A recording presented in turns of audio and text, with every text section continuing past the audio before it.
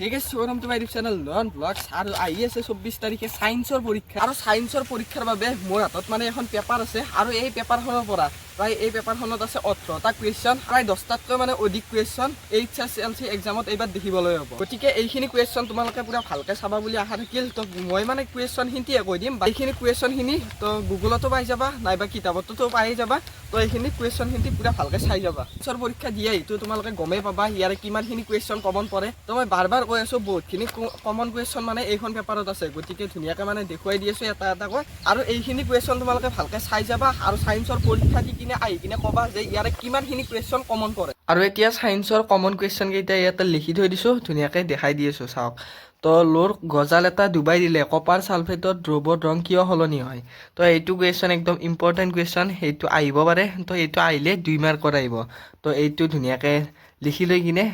তো কিতাপৰ পৰা বা গুগলৰ পৰা ধুনীয়াকৈ এনচাৰটো উলিয়াই ল'লে হ'ল বাকী এইটো আছে প্ৰথম বিক্ৰিয়া কি দুটা উদাহৰণ দিয়া তো এইটো হয় 2 মাৰ্কৰ নহয়তো 3 মাৰ্কৰো আহিব পাৰে মানে ইয়াতে 1 নম্বৰ আৰু এই দুটা উদাহৰণত 1 নম্বৰ আৰু 3 নম্বৰটো হ'ল আমাৰ দেহত হিমোগ্লোবিনৰ পৰিমাণ কমি গ'লে কি হ'ব তো এইটোও চাব পাৰে আৰু এইটো হ'ল ঐচ্ছিক ক্ৰিয়া আৰু প্ৰতিক্ৰিয়াৰ মাজত পাৰ্থক্য তো এইটো বহুতবাৰ মানে আহিছে তো এইটো মানে কমন কুৱেশ্যন একদম বাকী এইফালে আছে 5 নম্বৰটো জীৱ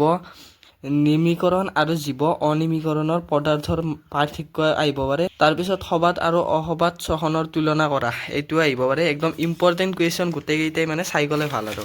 নেক্সট এইটো হ'ল 7 নম্বৰ কুৱেশ্যন আৰু 7 নম্বৰটো হ'ল সমসংস্থা আৰু সমভিত্তিক অংগৰ মাজত পাৰ্থক্য লিখা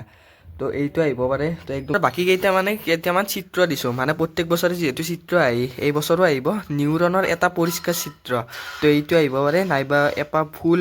গৰ্ভমুণ্ডত পৰাগৰেণুৰ অংকুৰণৰ এটা চিনাক্ত অংকন কৰা তাৰপিছত আছে এইটো স্নায়ুকোষৰ চিত্ৰ অংকন কৰা এই তিনিটা মানে চিত্ৰ দিছোঁ আৰু প্ৰত্যেক বছৰে যিহেতু আহে এই বছৰে নিশ্চয় আহিব আৰু মায়াপ্ৰিয়াৰ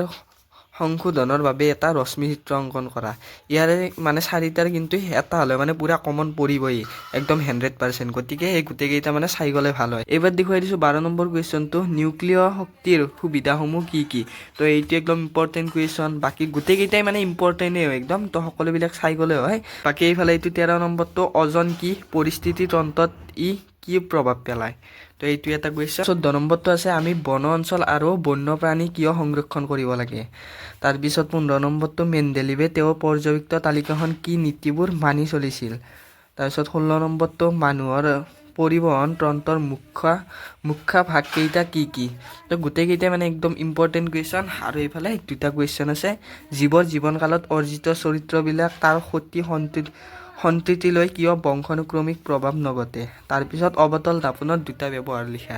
তো এইটো 2 নম্বৰ আহিব পাৰে যদি আহে বাকীকেইটাও পুৰা ইম্পৰ্টেণ্ট কুৱেশ্যন গোটেইকেইটা ধুনীয়াকৈ এনচাৰবিলাক উলিয়াই কিনে লিখি লৈ হ'ল বাকী আৰু একবাৰ মানে পেপাৰকেইখন স্ক্ৰীণত দেখুৱাই দিছোঁ ধুনীয়াকৈ স্ক্ৰীণশ্বট মাৰি চাই ল'লে হ'ল বাকী কুৱেশ্যন কেইটাতো তোমালোকক কৈয়ে দিলোঁ এইখিনি যদি পঢ়ি যোৱা বহুতখিনিয়ে মানে কমন আহিব ইয়াৰে পৰা গতিকে ভিডিঅ'টো একদম শেষলৈ চোৱাৰ বাবে ধন্যবাদ আৰু নতুনকৈ চাই থকাসকলে চেনেলটো ছাবস্ক্ৰাইব কৰি দিব আৰু কাৰ কেনেকুৱা হয় ছায়েন্সৰ পৰীক্ষা দি আহি কিনে এটা কমেণ্ট কৰি দিব